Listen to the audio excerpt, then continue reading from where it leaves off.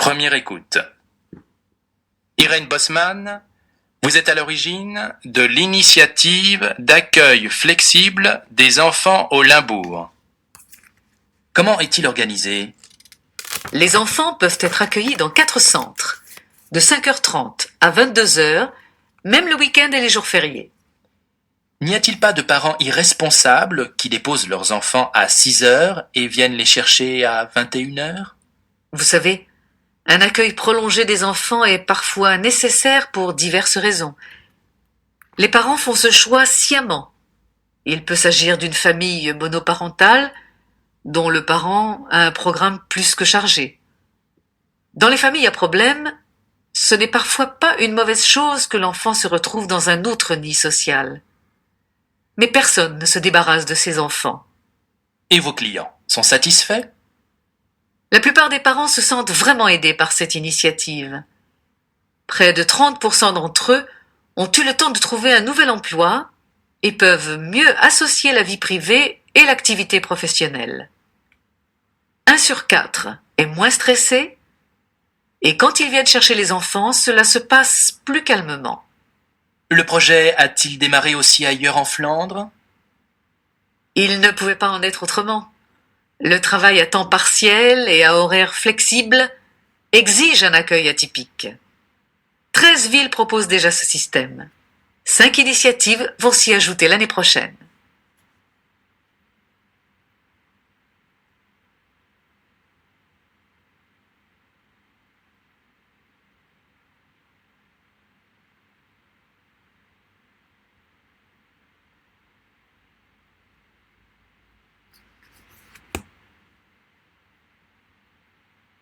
Deuxième écoute. Irène Bosman, vous êtes à l'origine de l'initiative d'accueil flexible des enfants au Limbourg. Comment est-il organisé? Les enfants peuvent être accueillis dans 4 centres, de 5h30 à 22h, même le week-end et les jours fériés. N'y a-t-il pas de parents irresponsables qui déposent leurs enfants à 6h et viennent les chercher à 21h? Vous savez, un accueil prolongé des enfants est parfois nécessaire pour diverses raisons. Les parents font ce choix sciemment. Il peut s'agir d'une famille monoparentale dont le parent a un programme plus que chargé. Dans les familles à problème, ce n'est parfois pas une mauvaise chose que l'enfant se retrouve dans un autre nid social.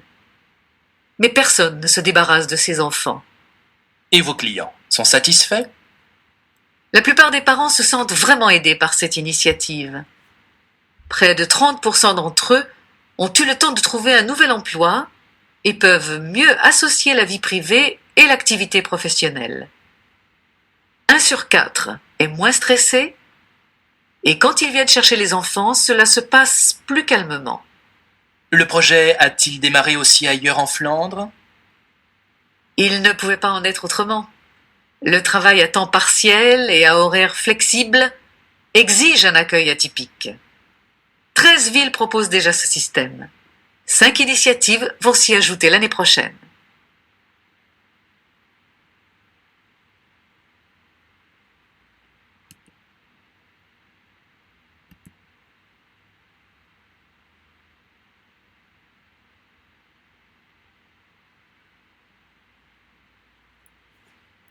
Première écoute. Irène Bosman, vous êtes à l'origine de l'initiative d'accueil flexible des enfants au Limbourg. Comment est-il organisé?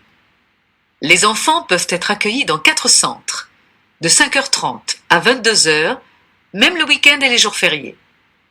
N'y a-t-il pas de parents irresponsables qui déposent leurs enfants à 6h et viennent les chercher à 21h? Vous savez, un accueil prolongé des enfants est parfois nécessaire pour diverses raisons. Les parents font ce choix sciemment. Il peut s'agir d'une famille monoparentale dont le parent a un programme plus que chargé. Dans les familles à problème, ce n'est parfois pas une mauvaise chose que l'enfant se retrouve dans un autre nid social. Mais personne ne se débarrasse de ses enfants.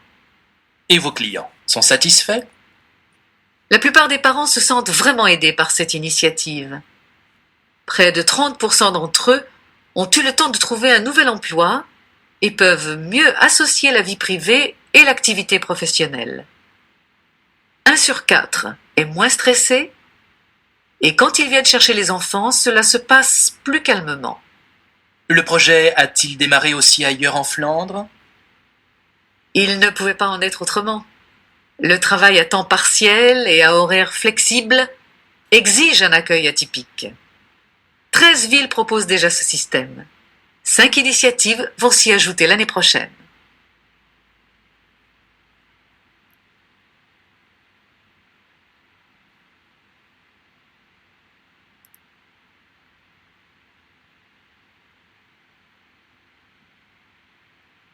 Première écoute.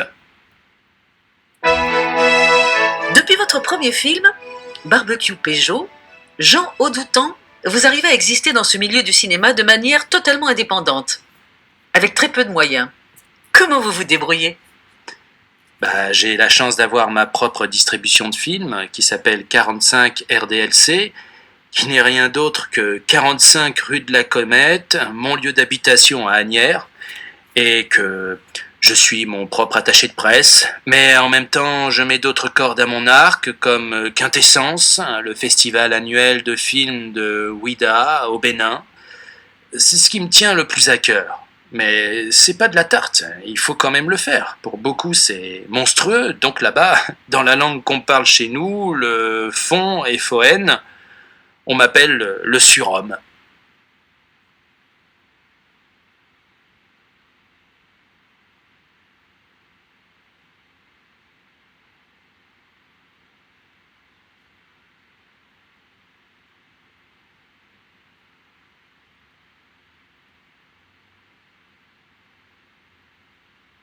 Deuxième écoute. Depuis votre premier film, Barbecue Peugeot, Jean Audoutan, vous arrivez à exister dans ce milieu du cinéma de manière totalement indépendante, avec très peu de moyens. Comment vous vous débrouillez? J'ai la chance d'avoir ma propre distribution de films qui s'appelle 45 RDLC, qui n'est rien d'autre que 45 rue de la Comète, mon lieu d'habitation à Asnières, et que je suis mon propre attaché de presse, mais en même temps je mets d'autres cordes à mon arc comme Quintessence, le festival annuel de films de Ouidah au Bénin. C'est ce qui me tient le plus à cœur. Mais c'est pas de la tarte, il faut quand même le faire. Pour beaucoup, c'est monstrueux, donc là-bas, dans la langue qu'on parle chez nous, le fon et foen, on m'appelle le surhomme.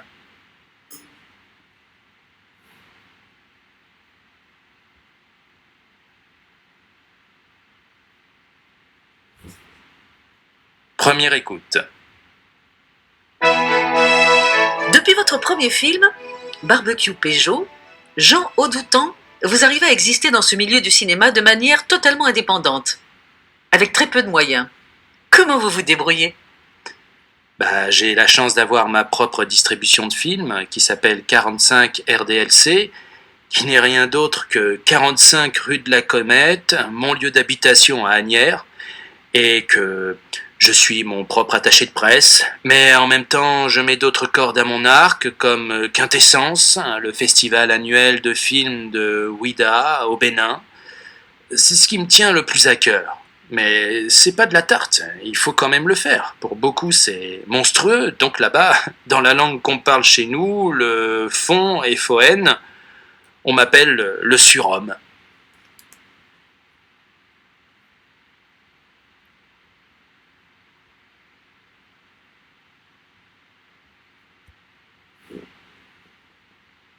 Première écoute. Laurence Brunelli, parlez-nous de votre métier de bibliothécaire. Je travaille dans cette bibliothèque depuis 1989. Je renseigne les lecteurs, je participe au choix des ouvrages, je ne rechigne pas à porter des objets lourds. J'ai toujours été passionnée par les livres. Ce qui me plaît, c'est informer les lecteurs, répondre à des questions pointues. C'est votre premier emploi? Non. Avant, j'ai travaillé à la bibliothèque administrative de l'Hôtel de Ville de Paris, pendant 15 ans. Le public était composé d'élus et de chercheurs, et il était plutôt élitiste. Je préfère la bibliothèque où je travaille maintenant. Et comment vous êtes arrivé là? Je suis entrée comme employée à la mairie de Paris il y a 22 ans. après avoir étudié l'anglais pendant 3 ans. Un peu plus tard, j'ai passé un concours pour devenir titulaire. J'ai été bibliothécaire adjointe et maintenant je suis adjointe principale. Finalement, je n'ai pas besoin de parler anglais dans mon travail et je trouve ça dommage. Le salaire est intéressant dans cette profession? Je gagne 1800 € par mois.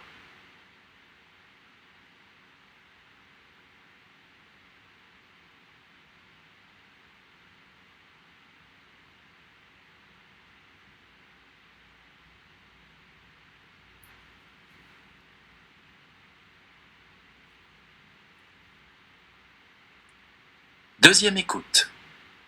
Laurence Brunelli, parlez-nous de votre métier de bibliothécaire. Je travaille dans cette bibliothèque depuis 1989. Je renseigne les lecteurs, je participe au choix des ouvrages, je ne rechigne pas à porter des objets lourds. J'ai toujours été passionnée par les livres. Ce qui me plaît, c'est informer les lecteurs, répondre à des questions pointues. C'est votre premier emploi? Non. Avant, j'ai travaillé à la bibliothèque administrative de l'Hôtel de Ville de Paris, pendant 15 ans. Le public était composé d'élus et de chercheurs, et il était plutôt élitiste. Je préfère la bibliothèque où je travaille maintenant. Et comment vous êtes arrivé là? Je suis entrée comme employée à la mairie de Paris il y a 22 ans, après avoir étudié l'anglais pendant 3 ans.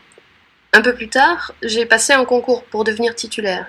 J'ai été bibliothécaire adjointe, et maintenant je suis adjointe principale. Finalement, je n'ai pas besoin de parler anglais dans mon travail, et je trouve ça dommage. Le salaire est intéressant dans cette profession? Je gagne 1800 € par mois.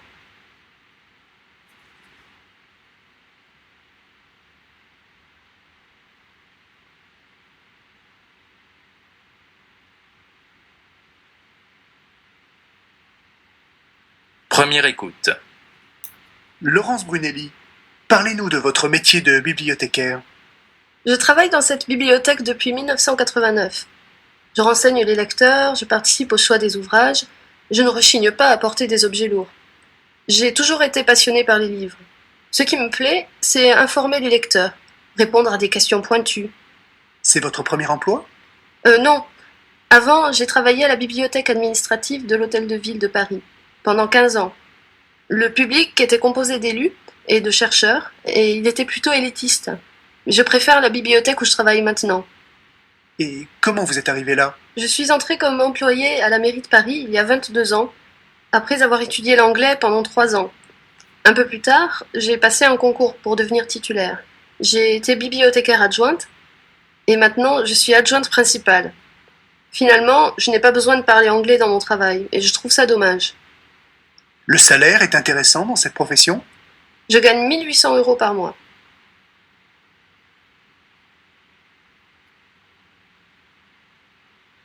Première écoute.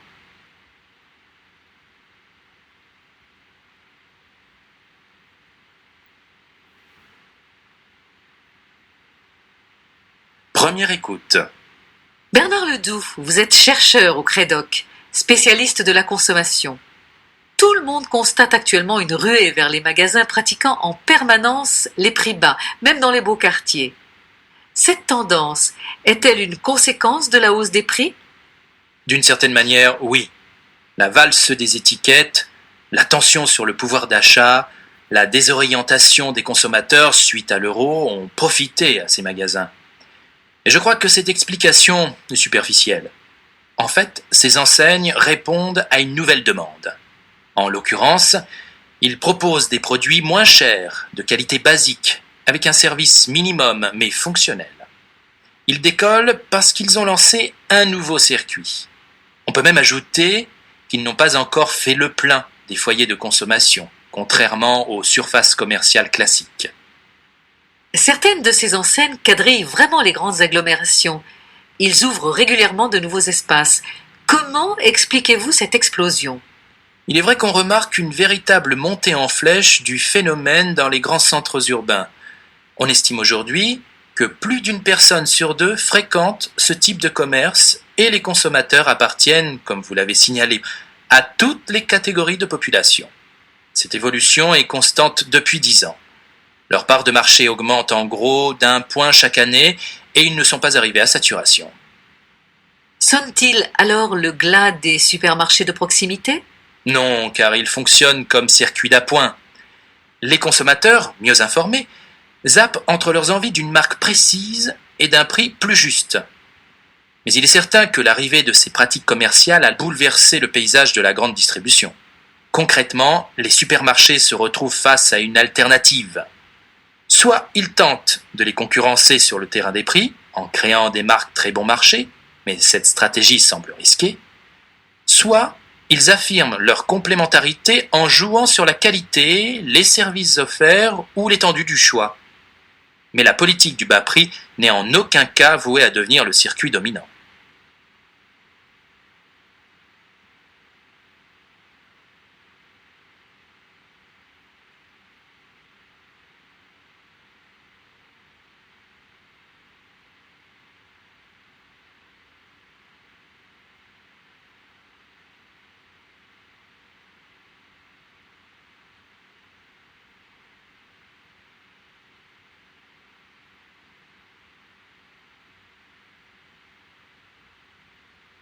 Deuxième écoute. Bernard Ledoux, vous êtes chercheur au Crédoc, spécialiste de la consommation. Tout le monde constate actuellement une ruée vers les magasins pratiquant en permanence les prix bas, même dans les beaux quartiers. Cette tendance est-elle une conséquence de la hausse des prix? D'une certaine manière, oui. La valse des étiquettes, la tension sur le pouvoir d'achat, la désorientation des consommateurs suite à l'euro ont profité à ces magasins. Et je crois que cette explication est superficielle. En fait, ces enseignes répondent à une nouvelle demande. En l'occurrence, ils proposent des produits moins chers, de qualité basique, avec un service minimum mais fonctionnel. Ils décollent parce qu'ils ont lancé un nouveau circuit. On peut même ajouter qu'ils n'ont pas encore fait le plein des foyers de consommation, contrairement aux surfaces commerciales classiques. Certaines de ces enseignes quadrillent vraiment les grandes agglomérations. Ils ouvrent régulièrement de nouveaux espaces. Comment expliquez-vous cette explosion? Il est vrai qu'on remarque une véritable montée en flèche du phénomène dans les grands centres urbains. On estime aujourd'hui que plus d'une personne sur deux fréquente ce type de commerce et les consommateurs appartiennent, comme vous l'avez signalé, à toutes les catégories de population. Cette évolution est constante depuis 10 ans. Leur part de marché augmente en gros d'1 point chaque année et ils ne sont pas arrivés à saturation.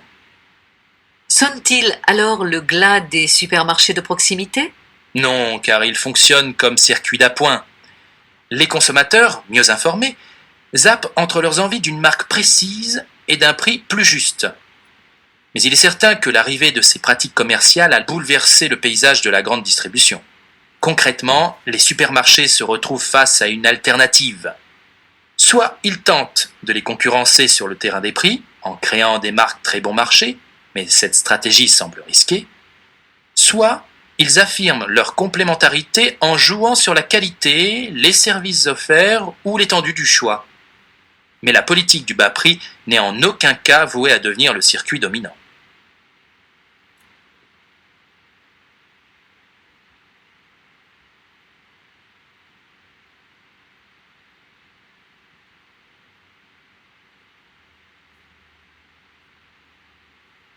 Première écoute. Bernard Ledoux, vous êtes chercheur au Crédoc, spécialiste de la consommation. Tout le monde constate actuellement une ruée vers les magasins pratiquant en permanence les prix bas, même dans les beaux quartiers. Cette tendance est-elle une conséquence de la hausse des prix? D'une certaine manière, oui. La valse des étiquettes, la tension sur le pouvoir d'achat, la désorientation des consommateurs suite à l'euro ont profité à ces magasins. Et je crois que cette explication est superficielle. En fait, ces enseignes répondent à une nouvelle demande. En l'occurrence, ils proposent des produits moins chers, de qualité basique, avec un service minimum mais fonctionnel. Ils décollent parce qu'ils ont lancé un nouveau circuit. On peut même ajouter qu'ils n'ont pas encore fait le plein des foyers de consommation, contrairement aux surfaces commerciales classiques. Certaines de ces enseignes quadrillent vraiment les grandes agglomérations. Ils ouvrent régulièrement de nouveaux espaces. Comment expliquez-vous cette explosion? Il est vrai qu'on remarque une véritable montée en flèche du phénomène dans les grands centres urbains. On estime aujourd'hui que plus d'une personne sur deux fréquente ce type de commerce et les consommateurs appartiennent, comme vous l'avez signalé, à toutes les catégories de population. Cette évolution est constante depuis 10 ans. Leur part de marché augmente en gros d'1 point chaque année et ils ne sont pas arrivés à saturation. Sonnent-ils alors le glas des supermarchés de proximité? Non, car ils fonctionnent comme circuit d'appoint.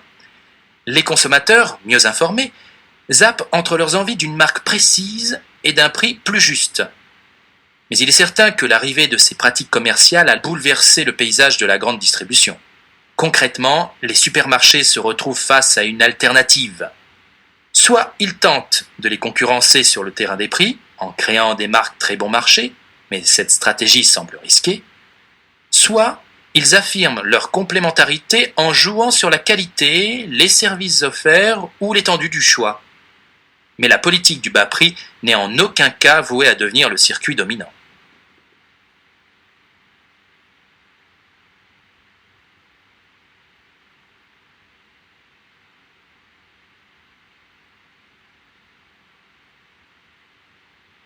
Première écoute. Pour un couple, la séparation en présence d'enfants ne rend pas la tâche aisée. Maria Gomez? Dans un tel événement, tout se joue sur l'état d'âme des parents. Ils ont l'impression que c'est une catastrophe. L'enfant le ressent et ça dramatise les choses pour lui. Il ne s'agit pas de banaliser le divorce, c'est un acte important. Mais la vie n'est pas toujours rose. C'est dur, surtout pour l'enfant qui devra faire le deuil de sa vie d'avant. Mais ça reste passager, et pas si destructeur si on lui explique bien les choses. Tout est bien qui finit bien, alors. Il arrive que l'enfant veuille prendre la place d'un des parents ou essaye de les réconcilier. C'est à eux de prendre les choses en main. Malgré leur séparation et sans pour autant culpabiliser, ils ne doivent pas diverger dans leurs principes d'éducation.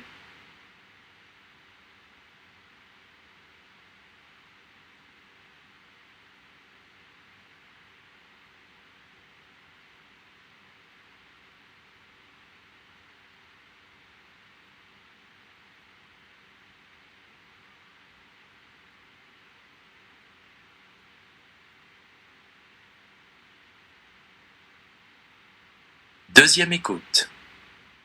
Pour un couple, la séparation en présence d'enfants ne rend pas la tâche aisée. Maria Gomez? Dans un tel événement, tout se joue sur l'état d'âme des parents. Ils ont l'impression que c'est une catastrophe. L'enfant le ressent et ça dramatise les choses pour lui. Il ne s'agit pas de banaliser le divorce, c'est un acte important. Mais la vie n'est pas toujours rose. C'est dur, surtout pour l'enfant qui devra faire le deuil de sa vie d'avant.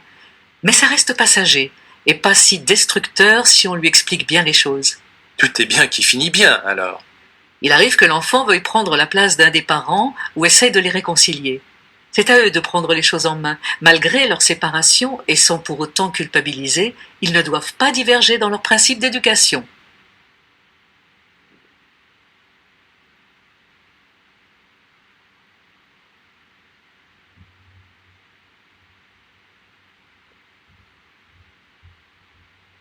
Première écoute.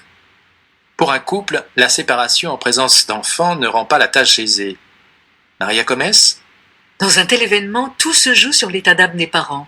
Ils ont l'impression que c'est une catastrophe. L'enfant le ressent et ça dramatise les choses pour lui. Il ne s'agit pas de banaliser le divorce, c'est un acte important. Mais la vie n'est pas toujours rose. C'est dur, surtout pour l'enfant qui devra faire le deuil de sa vie d'avant. Mais ça reste passager, et pas si destructeur si on lui explique bien les choses. Tout est bien qui finit bien, alors. Il arrive que l'enfant veuille prendre la place d'un des parents ou essaye de les réconcilier. C'est à eux de prendre les choses en main. Malgré leur séparation et sans pour autant culpabiliser, ils ne doivent pas diverger dans leurs principes d'éducation.